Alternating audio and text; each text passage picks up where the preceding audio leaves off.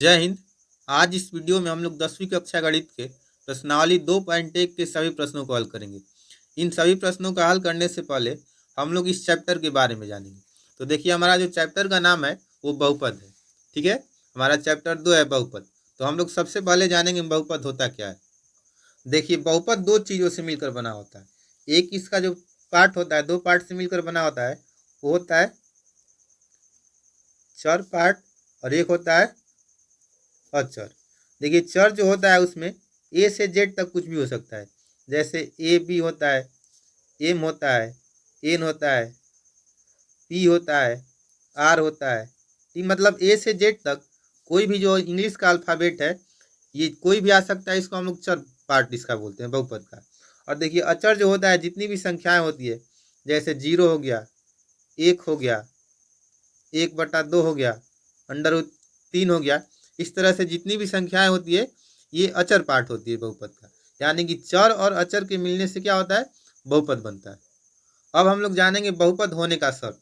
तो देखिए, बहुपद कब होता है। मान लीजिए चर और अचर तो है, लेकिन इसका भी शर्त होता है। ये किस तरह से दोनों एक साथ है, तभी जो जो होगा वो बहुपद बनेगा। तो देखिए, हम लोग मानेंगे कि कोई बीजीय व्यंजक यहाँ दिया गया है, ए एन के पावर एक्स के power n, a n into x के power n plus a n minus x के power n minus one plus dot dot dot plus A0 है। ठीक है, यह देखिए एक बहुपद है। यदि यानी कि पी एक्स जो इतना दिया गया है, यह एक बहुपद तभी होगा यदि यह तीन शर्तों को पालन करे, तीन शर्तों को यह माने। देखिए, पहला शर्त है पद सीमित हो, यानी कि पदों की जो संख्या है सीमित होनी चाहिए। जैसे देखिए, यहाँ 1 2, इसके बाद डॉट डॉट डॉट करके यहाँ जो अंतिम पद A0 है, तो यहाँ तीन पद को दिखाया गया है, लेकिन इसके बीच में जो पदों की संख्या होनी चाहिए वो सीमित होनी चाहिए, मतलब कि उसको गिना जा सकता है। जैसे 5 हो गया, 10 हो गया, 1 करोड़ भी हो गया, 1 अरब हो गया, मतलब कितना भी बड़ा हो सकता है जिसको हम लोग गिन सकते हैं, तो हम लोग बोलेंगे उसको सीमित पद।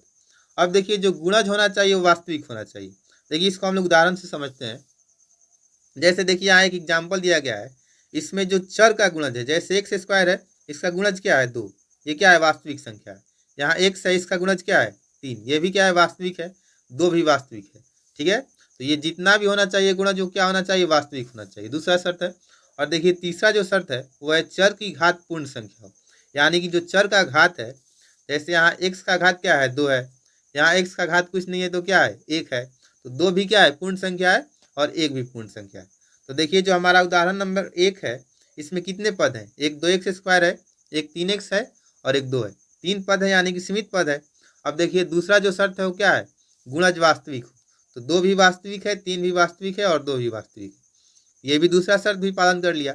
और तीसरा शर्त है चर की घात पूर्ण संख्या हो। तो देखिए, यहाँ चर का घात, यहाँ एक्स का घात क्या है 2 है, यहाँ 1 है, और 2 और 1 दोनों क्या है, पूर्ण संख्या है, तो ये क्या है, बहुपद है। अब देखिए, जो दूसरा एग्जाम्पल है वह एक्स के पावर 3 माइनस 2x प्लस √3। देखिए, यहाँ भी 3 पद है, तो पद सीमित है। और गुणज देखिए क्या होना चाहिए, वास्तविक। तो देखिए, यहाँ एक्स क्यूब का गुणज कुछ नहीं है, तो 1 है। यहाँ 2x में क्या है 2, और यहाँ √3 है। ठीक है, अब देखिए, यानी कि गुणज भी वास्तविक हो गया। अब तीसरा क्या है, चर की घात पूर्ण संख्या हो।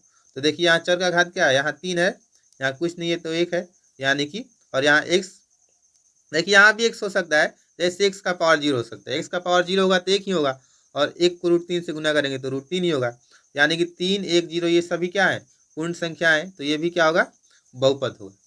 अब देखिए, तीसरा समझना है। देखिए, तीसरा में जो पद है वो तो सीमित है, जैसे पहला पद ये वाला है, दूसरा पद ये वाला है, और तीसरा पद ये वाला है, यानी कि पद सीमित है। अब हम लोग क्या देखेंगे कि गुणज वास्तविक है कि नहीं। तो देखिए, यहाँ गुणज क्या है, 1 है, यहाँ 3 है, 9 है, गुणज भी वास्तविक हो गया। अब हम लोगों को देखना है कि जो चर का घात है वो पूर्ण संख्या है कि नहीं। तो देखिए, इसका घात क्या है 5 है, पूर्ण संख्या है। इसका घात 1/2 हो गया, तो 1/2 पूर्ण संख्या नहीं है, ये क्या है, एक भिन्न है। तो ये तीसरा शर्त को पालन नहीं कर रहा है, तो ये क्या है, बहुपद नहीं है। ठीक है, अब देखिए, चौथा एग्जाम्पल है। यहाँ x प्लस 10 है, तो इसमें दो पद, पद तो सीमित है, इसका गुणज भी 1 है और घात भी 1 है, यानी कि गुणज भी वास्तविक संख्या है, और घात जो है वो क्या है, पूर्ण संख्या है, तो ये भी क्या है, एक बहुपद है। अब देखिए, पांचवा जो एग्जाम्पल है, इसमें बटा में x आ गया है। अब इसको हम लोग ऊपर ले जाएंगे, बटा में x, 1/x प्लस 5 है, इसको हम लोग ऊपर ले जाएंगे, तो x प्लस 5 का पावर x का पावर एक्स प्लस 5 का पावर -1 हो जाएगा। और -1 में अगर आ जाएगा तो -1 क्या होगा, पूर्ण संख्या नहीं होगा, ये बहुपद नहीं है। यानी कि x अगर बटा में आ जाए किसी भी बहुपद का तो उसको हम लोग बोलेंगे वो बहुपद नहीं है। मतलब चर और अचर एक साथ रहे और जो चर है, चर x है, वो नीचे आ जाए बटा के तो वो क्या होगा, बहुपद नहीं होगा। अब हम लोग जानेंगे बहुपद का घात। तो देखिए किसी भी बहुपद में जो चर का अधिकतम घात होता है उसी को हम लोग बहुपद का घात बोलते हैं। तो जैसे यहाँ x का power 5 plus 4x square plus 3x plus 10 है। देखिए यहाँ x का पावर 2 है, x का पावर 1 है और यहाँ x का पावर 5 है, यानी कि अधिकतम घात 5 है तो इस बहुपद का घात क्या होगा, 5 होगा। यहाँ देखिए x का अधिकतम घात क्या है, 10 है, तो इसका घात क्या होगा, 10। यहाँ देखिए x का घात कुछ नहीं है तो 1 है, तो इस बहुपद का घात क्या होगा, 1 होगा। यहाँ देखिए x का अधिकतम घात क्या है, 3 है, तो यहाँ क्या होगा, इस बहुपद का घात 3। यहाँ इसका घात क्या होगा, 3 होगा। अब एक और एग्जाम्पल मान लीजिए 12 दिया गया है और पूछे 12 बहुपद है कि नहीं है, इसका घात क्या है अगर बहुपद है तो देखिए 12 को हम लोग 12 x का पावर 0 लिख सकते हैं। क्या हो जाएगा, 12 गुना 1, x का पावर 0 क्या होगा, 1 ही होगा, मतलब कि 12 ही होगा। ठीक है, तो 12 जो होगा वो भी क्या होगा, एक बहुपद होगा।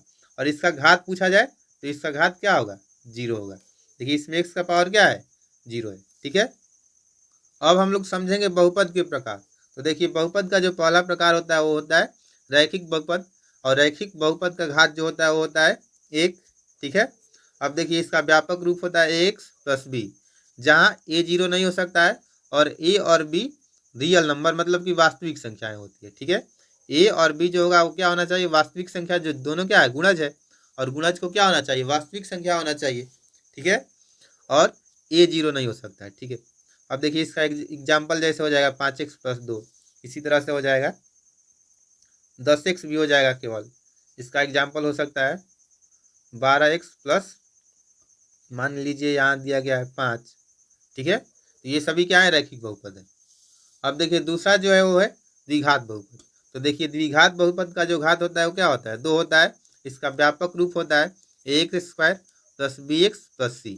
ठीक है, अब देखिए यहाँ a 0 नहीं हो सकता है, a 0 नहीं हो सकता है, और a और b और c क्या है, ये जो गुणज है चर का, तो जो चर का गुणज होना चाहिए क्या होना चाहिए, वास्तविक संख्या, यानी कि a और b और c जो होता है वो रियल नंबर से बिलोंग्स करता है, यानी कि a b c वास्तविक संख्या होनी चाहिए। इसका एग्जाम्पल हो गया x square plus 5x plus 3।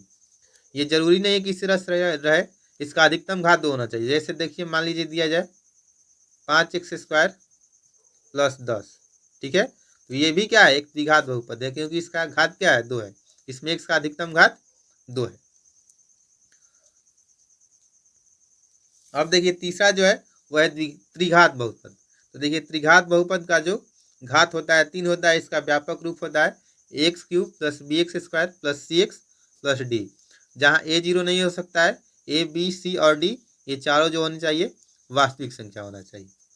अब देखिए एक होता है शून्य बहुपद, जो संख्या शून्य होता है वो भी एक बहुपद होता है, इसको हम लोग शून्य बहुपद बोलते हैं, और इसका घात 0 होता है। ठीक है, जैसे 0 को हम लोग क्या लिख सकते हैं, 0 इंटू एक्स का पावर 0 बराबर हो जाएगा 0 इंटू एक्स का पावर 0 क्या होगा, 1, और 0 को 1 से गुना करेंगे तो क्या होगा, 0 ही आएगा, यानी कि 0 भी क्या है, एक बहुपद है। अब देखिए एक अगला है अचर बहुपद। तो देखिए अचर बहुपद का भी घात क्या होता है, 0 होता है। अब जैसे एग्जाम्पल हो गया 1, 2/3 √3 12 है। जैसे मान लीजिए इसमें हम लोग 2/3 को लेकर चल रहे हैं, तो 2/3 इंटू एक्स का पावर 0 लिख सकते हैं। ठीक है, क्योंकि 2/3 इंटू एक्स का पावर 0 क्या होगा, 1 ही होगा, बराबर 2/3 आएगा, यानी कि 2/3 भी क्या है, एक बहुपद है। जितनी भी संख्या है सभी क्या है, एक प्रकार के बहुपद है, और इनका घात क्या होता है, 0 होता है। अब देखिए अगला है बहुपद के शून्यक। हमारा जो चैप्टर 2.1 है वो बहुपद के शून्यक को ही बताना है, उसमें ग्राफ को देखकर। तो देखिए चर राशि का वह मान जिसके लिए बहुपद का मान शून्य हो उस बहुपद का शून्यक होता है। यानी कि बहुपद में जो चर राशि होता है, जैसे यहाँ क्या है, x है चर राशि, x का वह मान जिसके लिए x प्लस 5 का मान यानी कि px का मान 0 हो जाए, तो उसी को हम लोग x के उसी मान को इस बहुपद का शून्यक बोलेंगे। तो इसको हम लोग कैसे निकालते हैं, तो देखिए शून्यक निकालने के लिए हम लोग क्या करेंगे, px बराबर 0 कर लेंगे। तो देखिए px बराबर 0 हो गया तो x प्लस 5 बराबर क्या हो जाएगा, 0 हो जाएगा। तो देखिए x बराबर क्या आ जाएगा, -5, इधर प्लस में 5 है उधर जाएगा तो क्या होगा, -5 हो जाएगा, यानी कि x का मान -5 जो होगा वह इस बहुपद का शून्यक होगा। क्योंकि x का मान अगर हम लोग px में रखेंगे -5, तो देखिए px बराबर क्या आ जाएगा, x की जगह पर -5 प्लस में है 5 यानी कि 0 आ जाएगा। तो देखिए x का मान अगर -5 आएगा तो px का मान 0 आ जाएगा, इसलिए हम लोग जो -5 होगा इसको हम लोग बहुपद का शून्यक बोलेंगे। देखिए रैखिक बहुपद है और रैखिक बहुपद के एक शून्यक होते हैं। अब देखिए यहाँ जो दूसरा है px बराबर x² - 9, ये द्विघात बहुपद है क्योंकि इसका घात क्या है, 2 है। तो देखिए इसको हम लोग लिख सकते हैं x² इक्वल टू, देखिए शून्यक के लिए हम लोग क्या करेंगे,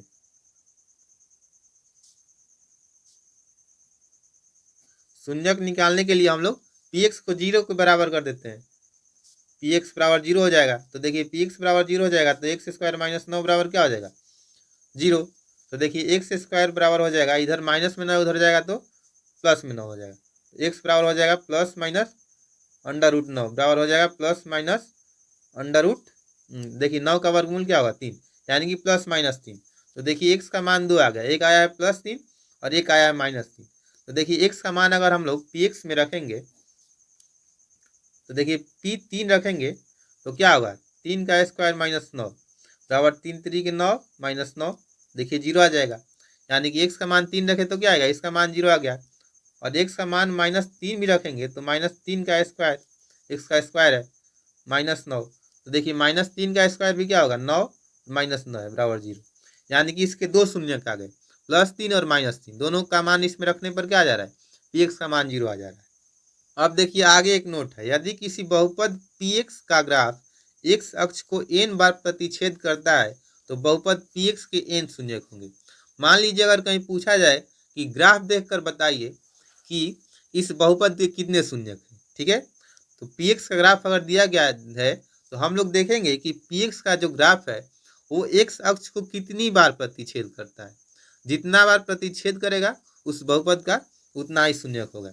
जैसे यहाँ देखिए एग्जाम्पल के लिए दो यहाँ ग्राफ दिए गए हैं, जैसे यहाँ जो एक ग्राफ है इस तरह से, ठीक है, तो देखिए हमारा ये वाला क्या है, x अक्ष है, ठीक है, तो देखिए यहाँ एक बार यहाँ प्रतिच्छेद कर रहा है, एक बार यहाँ प्रतिच्छेद कर रहा है, तो इसके कितने शून्यक होंगे, 2, क्योंकि x अक्ष को कितनी बार प्रतिच्छेद कर रहा है, 2 बार। ये वाला देखिए जो ग्राफ है x अक्ष को एक बार यहाँ काट रहा है, एक बार यहाँ काट रहा है और एक बार यहाँ काट रहा है, 3 बार काट रहा है, तो इसके कितने शून्यक होंगे, 3। यानी कि किसी भी px बहुपद अगर px है उसका ग्राफ x अक्ष को n बार काटेगा तो उस बहुपद के n शून्यक होंगे। अब हम लोग प्रश्नावली 2.1 को स्टार्ट करेंगे। इसी तरह से ग्राफ देखकर हम लोगों को बताना है कि उस बहुपद मतलब कि उस जो बहुपद का ग्राफ दिया गया है उस ग्राफ से बताना है कि कितने शून्यक हैं। देखिए हमारा जो प्रश्नावली 2.1 है वह किसी बहुपद px के लिए y बराबर px का ग्राफ नीचे आकृति 2.10 में दिया है। प्रत्येक स्थिति में px के शून्यकों की संख्या ज्ञात कीजिए। देखिए यहाँ आकृति 2.1 है, ठीक है, और प्रत्येक स्थिति में हम लोगों को क्या बताना है, px के शून्यकों की संख्या। तो देखिए यहाँ जो पहला ग्राफ है उसमें ये वाला ग्राफ है, ठीक है, ये तो y अक्ष है और ये x अक्ष है, तो ये वाला क्या है, ग्राफ है। इस ग्राफ को देखकर बताना है कि ये जो इसके कितने शून्यक होंगे। तो देखिए x अक्ष को एक भी बार नहीं काट रहा है, ये जो है x अक्ष के ऊपर ये निकल जा रहा है, तो इसके कितने हल होंगे, एक भी बार नहीं काट रहा है तो इसके 0 हल होंगे, शून्य हल होंगे।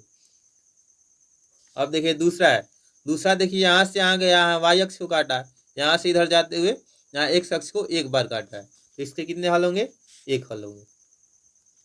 अब देखिए तीसरा जो है वो x अक्ष को एक बार यहाँ काट रहा है, एक बार यहाँ काट रहा है और एक बार यहाँ काट रहा है, तो इससे कितने हल होंगे, 3 हल होंगे। अब देखिए हम लोग चौथा देखेंगे।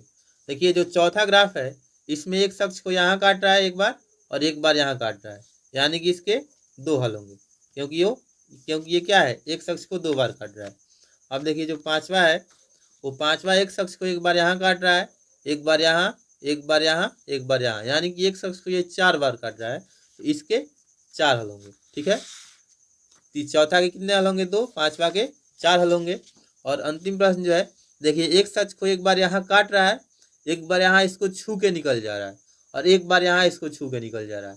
तो देखिए यहाँ 1 बार, 2 बार और 3 बार छू के भी निकल जाए तो उसको हम लोग इसको क्या करते हैं, शून्यक में इसको हम लोग गिनते हैं तो इसके कितने शून्यक होंगे, 1, 2 और 3 शून्यक होंगे, यानी कि छठवां का भी 3 आंसर होगा। ठीक है, तो मुझे आशा है ये प्रश्नावली आप लोगों को बहुत ही अच्छे ढंग से समझ में आ गया होगा। अब हम लोग अगले वीडियो में प्रश्नावली 2.2 को हल करेंगे। इसी के साथ हम लोग मिलेंगे अगले वीडियो में, तब तक के लिए जय हिंद।